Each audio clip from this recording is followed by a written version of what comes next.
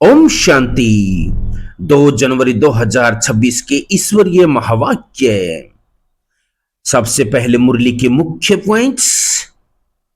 देह अभिमान के कारण कई ब्राह्मण बच्चे भी आपस में मतभेद में आ जाते हैं। ऐसी आत्माएं फिर सजाएं खा करके पास होंगी। याद रखो, अभी तुम ईश्वरीय फैमिली के बने हो तो तुम ब्राह्मणों का आपस में बहुत रूहानी प्यार होना चाहिए। जो ब्राह्मण आपस में लून पानी होकर के रहते हैं वह कहां न कहां ईश्वरीय सर्विस में बाधा डालते हैं, डिस सर्विस करते हैं। अगर तुम बच्चे आपस में शीर खंड होकर नहीं रहते हो और न ही देवी गुण धारण करते हो तो उच्च पद कैसे पा सकेंगे। तुम्हें सब काम सीखना चाहिए, ऑलराउंडर बनना है। खाना बनाना, रोटी पकाना, बर्तन मांजना, यह भी तो सर्विस है ना। जो मनसा वाचा कर्मणा सर्विस पर सदा तत्पर रहते हैं वही बच्चे दिल पर चढ़ते हैं। अब सुनते महावाक्यों को विस्तार से। 2/1/2026 के बाबा के महावाक्य। बाबा कहती, मीठे बच्चे तुम्हें आपस में बहुत बहुत रूहानी स्नेह से रहना है, कभी भी मतभेद में नहीं जाना है। आज का प्रश्न, हर एक ब्राह्मण बच्चे को अपने दिल से कौन सी बात पूछनी चाहिए। उत्तर दिया है, अपने दिल से पूछो कि मैं ईश्वर की दिल पर चढ़ा हुआ हूं। नंबर 2, मेरे में दैवी गुणों की धारण कहां तक है। नंबर 3, मैं ब्राह्मण ईश्वरीय सर्विस में बाधा तो नहीं डालता। और नंबर 4, सदा क्षीर खंड रहता हूं, हमारी आपस में एक मत है। और नंबर 5, मैं सदा श्रीमत का पालन करता हूं। आज का गीत भोल लीलात से निराला। ओम शांति। तुम बच्चे हो ईश्वरीय संप्रदाय, आगे थे आसुरी संप्रदाय। आसुरी संप्रदाय को यह पता नहीं कि भोलानाथ किसको कहा जाता है। यह भी नहीं जानते कि शिव शंकर अलग अलग हैं। वह शंकर देवता है, शिव तो बाप है। कुछ भी नहीं जानते हैं। अब तुम हो ईश्वरीय संप्रदाय अथवा ईश्वरीय फैमिली। वह है आसुरी फैमिली रावण की। कितना फर्क है। अभी तुम ईश्वरीय फैमिली में ईश्वर द्वारा सीख रहे हो कि एक दो में रूहानी प्यार कैसा होना चाहिए। एक दो में ब्राह्मण कुल में यह रूहानी प्यार यहां से भरना है। जिनका पूरा प्यार नहीं होगा तो पूरा पद भी नहीं पाएंगे। वहां तो है ही एक धर्म, एक राज्य, आपस में कोई झगड़ा नहीं होता। यहां तो राजाई है नहीं। ब्राह्मणों में भी देह अभिमान होने कारण मतभेद में आ जाते हैं। ऐसे मतभेद में आने वाले सजाएं खाकर फिर पास होंगे। फिर वहां एक धर्म में रहते हैं तो वहां शांति रहती है। अब उस तरफ है आसुरी संप्रदाय व आसुरी फैमिली टाइप, यहां है ईश्वरीय फैमिली टाइप। भविष्य के लिए देवी गुण धारण कर रहे हैं। बाप सर्वगुण संपन्न बनाते हैं। सब तो नहीं बनते हैं। जो श्रीमत पर चलते हैं वही विजयमाला का दाना बनते हैं। जो नहीं बनेंगे वह प्रजा में आ जाते हैं। वहां तो डीटी गवर्नमेंट है। 100% प्योरिटी, पीस पासपर्टी रहती है। इस ब्राह्मण कुल में अभी देवी गुण धारण करने हैं। कोई तो अच्छी रीति देवी गुण धारण करते दूसरों को कराते रहते हैं। ईश्वरीय कुल का आपस में रूहानी स्नेह भी तब होगा जब देही अभिमानी होंगे। इसीलिए पुरुषार्थ करते रहते हैं। अंत में भी सबकी अवस्था एक रस एक जैसी तो नहीं हो सकती। फिर सजाएं खाकर पद भ्रष्ट हो पड़ेंगे, कम पद पा लेंगे। ब्राह्मणों में भी अगर कोई आपस में शीरखंड होकर नहीं रहते हैं, आपस में लून पानी हो रहते हैं, देवी गुण धारण नहीं करते हैं तो उच्च पद कैसे पा सकेंगे। लून पानी होने के कारण कहां ईश्वरीय सर्विस में भी बाधा डालते रहते हैं, जिसका नतीजा क्या होता है वह इतना ऊंचा पद नहीं पा सकते। एक तरफ पुरुषार्थ करते श्रीखंड होने का और दूसरी तरफ माया लून पानी बना देती है, जिस कारण सर्विस बदले डिस सर्विस करते हैं ना। बाप बैठ समझाते हैं, तुम हो ईश्वरीय फैमिली, ईश्वर के साथ रहते भी हो, कोई साथ रहते हैं, कोई दूसरे दूसरे गांव में रहते हैं, परंतु हो तो इकट्ठे ना। बाप भी भारत में आते हैं, मनुष्य यह नहीं जानते शिव बाबा कब आते हैं, क्या आकर करते हैं। तुमको बाप द्वारा अभिप्रीच्य मिला है, रचता और रचना के आदि मध्य अंत को अब तुम जानते हो। दुनिया को पता नहीं कि यह चक्कर कैसे फिरता है, अभी कौन सा समय है, बिल्कुल घोर अंधियारे में है। तुम बच्चों को रचता बाप ने आकर सारा समाचार सुनाया है, साथ साथ समझाते हैं कि हे सालिग्रामों मुझे याद करो। ये शिव बाबा कहते हैं अपने बच्चों को, तुम पावन बनने चाहते हो ना, पुकारते आए हो, अभी मैं आया हूं। शिव बाबा आते ही हैं भारत को फिर से शिवाल्य बनाने। रावण से वैशल्य बनाया है, रावण ने वैशल्य बनाया है, खुद ही गाते हैं कि हम पतित विशस हैं। भारत सतयुग में संपूर्ण निर्विकारी था, निर्विकारी देवताओं को विकारी मनुष्य पूजते हैं, फिर निर्विकारी ही विकारी बनते हैं, ये किसी को पता नहीं है। पूज्य तो निर्विकारी थे, फिर पूज्य विकारी बने, तब तो बुलाते हैं कि हे पतित पावन आओ, आकर के निर्विकारी बनाओ। बाप कहते हैं यह अंतिम जन्म तुम पवित्र बनो, मामेकम याद करो तो तुम्हारे पाप कट जाएंगे और तुम तमो प्रधान से स्तो प्रधान देवता बन जाएंगे, फिर चंद्रवंशी क्षत्रिय फैमिली टाइप में आएंगे। इस समय हो ईश्वरीय फैमिली, इस समय हो ईश्वरीय फैमिली टाइप, फिर देवी फैमिली में किस जन्म रहेंगे। इस ऐश्वर्य फैमिली में तुम अंतिम जन्म पास करते हो, इसमें तुमको पुरुषार्थ कर फिर सर्वगुण संपन्न बनना है। तुम पूज्य थे, बरोबर राज्य करते थे, फिर पुजारी बने हो। ये समझाना पड़े ना, भगवान है बाप, हम उनके बच्चे हैं तो फैमिली हुई ना। गाते भी हैं, तुम माता पिता हम बालक तेरे, तो फैमिली ठहरे ना। अब बाप से सुख घनेरे मिलते हैं, बाप कहते हैं तुम हमारी फैमिली बेशक हो, परंतु ड्रामा प्लान अनुसार रावण राज्य में आने के बाद फिर तुम दुख में आते हो तो पुकारते हो। इस समय तुम एक्यूरेट फैमिली हो, फिर तुमको भविष्य 21 जन्म लिए वर्षा देता हूं। यह वर्षा फिर देवी फैमिली में 21 जन्म कायम रहेगा। देवी फैमिली सतयुग त्रेता तक चलती है, फिर रावण राज्य होने से भूल जाते हैं कि हम देवी फैमिली के हैं, वाम मार्ग में जाने से आसुरी फैमिली हो जाती है। 63 जन्म सीढ़ी गिरते आए हो, यह सारी नॉलेज तुम्हारी बुद्धि में है, किसको भी तुम समझा सकते हो। असल तुम देवी देवता धर्म के हो। सतयुग के आगे था कलयुग, संगम पर तुमको मनुष्य से देवता बनाया जाता है, बीच में है यह संगम, तुमको ब्राह्मण धर्म से फिर देवी धर्म में ले जाते हैं।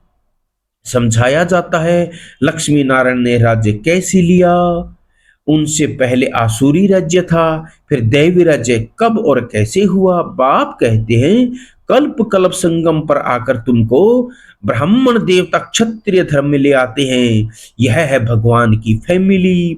सब कहते हैं गॉड फादर, परंतु बाप को न जानने के कारण निधन के बन गए हैं। इसीलिए बाप आते हैं घोर अंधियारे से सोजरा करने। अब स्वर्ग स्थापन हो रहा है, तुम बच्चे पढ़ रहे हो, दैवी गुण धारण कर रहे हो, यह भी मालूम होना चाहिए। शिव जयंती मनाते हैं, शिव जयंती के बाद फिर क्या होगा, जरूर दैव राज्य की जयंती हुई होगी ना। हेवनली गॉड फादर हेवन की स्थापना करने हेवन में तो नहीं आएंगे, कहते हैं मैं हेल और हेवन के बीच में संगम पर आता हूं। शिवरात्रि कहते हैं ना, तो रात में मैं आता हूं, यह तुम बच्चे समझ सकते हो। जो समझते हैं वह औरों को भी धारण कराते हैं, दिल पर भी चढ़ते हैं। जो मनसा वाचा कर्मणा सर्विस पर तत्पर रहते हैं, जैसी जैसी सर्विस उतना दिल पर चढ़ते हैं। कोई ऑलराउंड वर्क होते हैं, सब काम सीखना चाहिए। खाना पकाना, रोटी पकाना, बर्तन मांजना, यह भी सर्विस है ना। बाप की याद है फर्स्ट, उनकी याद से ही विक्रम विनाश होते हैं। यहाँ का वर्षा मिला हुआ है, वहां सर्वगुण संपन्न रहते हैं, यथा राजा रानी तथा प्रजा। दुख की बात नहीं होती। इस समय सब नरकवासी हैं, सबकी उतरती कला है, फिर अभी चढ़ती कला होगी। बाप सबको दुख से छुड़ाए सुख में ले जाते हैं, इसीलिए बाप को लिबरेटर कहा जाता है।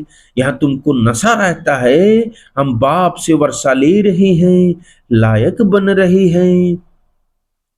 लायक तो उनको कहेंगे जो औरों को राजाई पद पाने लायक बनाते हैं।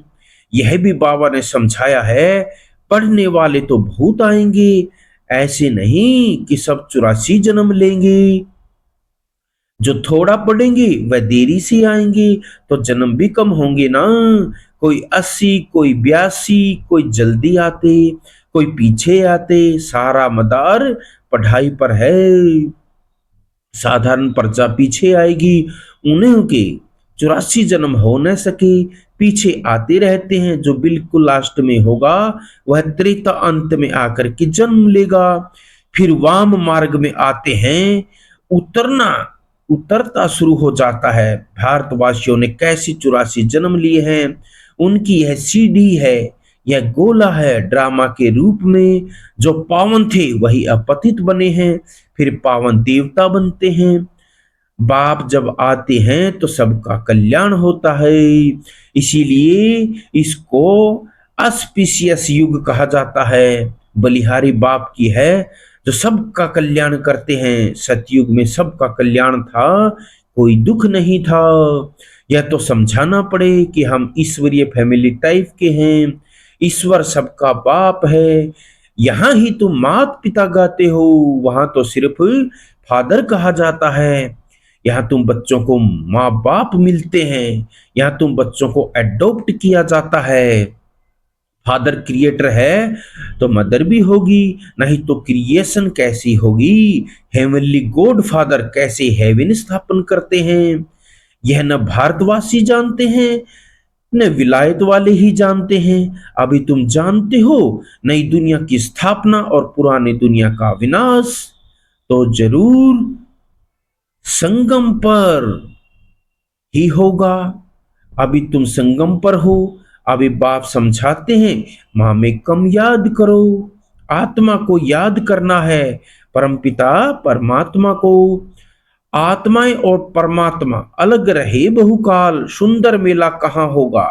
सुंदर मेला जरूर यहां ही होगा। परमात्मा बाप यहां आते हैं, इसको कहा जाता है कल्याणकारी सुंदर मेला। जीवन मुक्ति का वर्षा सबको देते हैं, जीवन बंद से छूट जाते हैं। शांति धाम तो सब जाएंगे, फिर जब आते हैं तो प्रधान रहते हैं। धर्म स्थापन अर्थ आते हैं, नीचे जब उनकी जनसंख्या बढ़े तब राजाई के लिए पुरुषार्थ करें, तब तक कोई झगड़ा आदि नहीं रहता। तो प्रधान से रजों में जब आते हैं तब लड़ाई झगड़ा शुरू करते हैं। पहले सुख फिर दुख, अब बिल्कुल ही दुर्गति को पाए हुए हैं। इस कलयुगी दुनिया का विनाश, फिर सतयुगी दुनिया की स्थापना होनी है। विष्णुपुरी की स्थापना कर रहे हैं ब्रह्मा द्वारा। जो जैसा पुरुषार्थ करते हैं उस अनुसार विष्णुपुरी में आकर प्रारब्ध पाते हैं। यह समझने की बहुत अच्छी अच्छी बातें हैं। इस समय तुम बच्चों को बहुत खुशी होनी चाहिए कि हम ईश्वर से भविष्य 21 जन्मों का वर्षा पा रहे हैं। जितना पुरुषार्थ कर अपने को एक्यूरेट बनाएंगे, तुम्हें एक्यूरेट बनना है। घड़ी भी लीवर और सिलेंडर होती है ना, लीवर बहुत एक्यूरेट होती है। बच्चों में कई एक्यूरेट बन जाते हैं, कई अनएक्यूरेट हो जाते हैं, तो कम पद हो जाता है। पुरुषार्थ करके एक्यूरेट बनना चाहिए। अभी सब एक्यूरेट नहीं चलते। तकदीर बना कराने वाला तो एक ही बाप है। तकदीर बनाने के पुरुषार्थ में कमी है, इसीलिए पद कम आते हैं। श्रीमत पर न चलने के कारण, आसुरी गुण न छोड़ने के कारण, योग में न रहने के कारण यह सब होता है।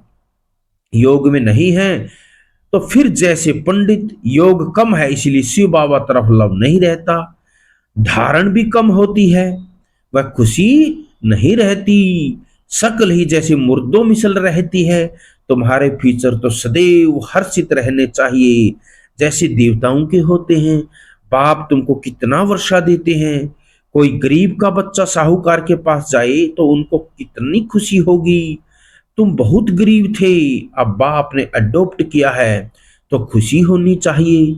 हम ईश्वरीय संप्रदाय के बने हैं, परंतु तकदीर में नहीं है तो क्या किया जा सकता है। पद भ्रष्ट हो जाता है, पटरानी बनते नहीं, बाप आते ही है पटरानी बनाने। तुम बच्चे किसको भी समझा सकते हो कि ब्रह्मा विष्णु शंकर तीनों ही शिव के बच्चे। भारत को फिर से स्वर्ग बनाते हैं ब्रह्मा द्वारा, शंकर द्वारा पुरानी दुनिया का विनाश होता है। भारत में ही बाकी थोड़े बचते हैं। प्रलय तो होती नहीं, परंतु बहुत खल्लास होते हैं। तो जैसे कि प्रलय हो जाती है, रात दिन का फर्क पड़ जाता है, वह सब मुक्ति धाम में चले जाएंगे। यह पतित पावन बाप का ही काम है। बाप कहते देही अभिमानी बनो, नहीं तो पुराने संबंधी याद पड़ते रहते हैं। छोड़ा भी है फिर भी बुद्धि जाती रहती है। नष्टो मोहा है नहीं, इसको व्यभिचारी याद कहा जाता है। सदगति को पा न सके क्योंकि दुर्गति वालों को याद करते रहते हैं। अच्छा, मीठी मीठी शिकले दे बच्चों प्रति माता पिता बाप दादा का याद प्यार और गुड मॉर्निंग। रूहानी बाप की रूहानी बच्चों को नमस्ते। हम रूहानी बच्चों की रूहानी माता पिता बाप दादा को याद प्यार गुड मॉर्निंग, नमस्ते बाबा नमस्ते। सदा रहेंगे हंसते और हंसाते, खिलते और खिलाते। ओम शांति बाबा, लव यू बाबा, मेरे बाबा, मीठे बाबा, शिव बाबा। धारणा के लिए मुख्य सार, बाप दादा के दिल पर चढ़ने के लिए मनसा वाचा कर्मणा सेवा करनी है, एक्यूरेट और ऑलराउंडर बनना है, ऐसा देही अभिमानी बनना है जो कोई भी पुराने संबंधी याद ना आए। आपस में बहुत बहुत रूहानी प्यार से रहना है, लून पानी नहीं होना है। आज का वरदान, विश्व परिवर्तन के श्रेष्ठ कार्य में अपनी अंगुली देने वाले महान सो निर्माण भाव।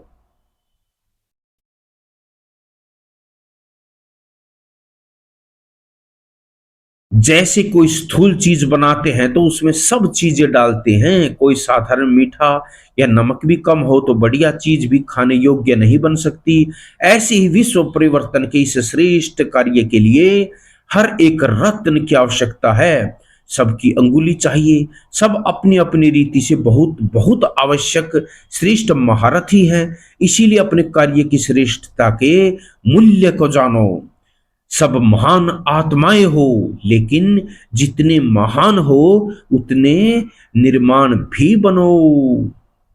आज का स्लोगन, अपनी नेचर को इजी यानी कि सरल बनाओ तो सब कार्य इजी हो जाएंगे। आज के अव्यक्त इशारे, इस अव्यक्ति मास में बंधन मुक्त रह जीवन मुक्त स्थिति का अनुभव करो।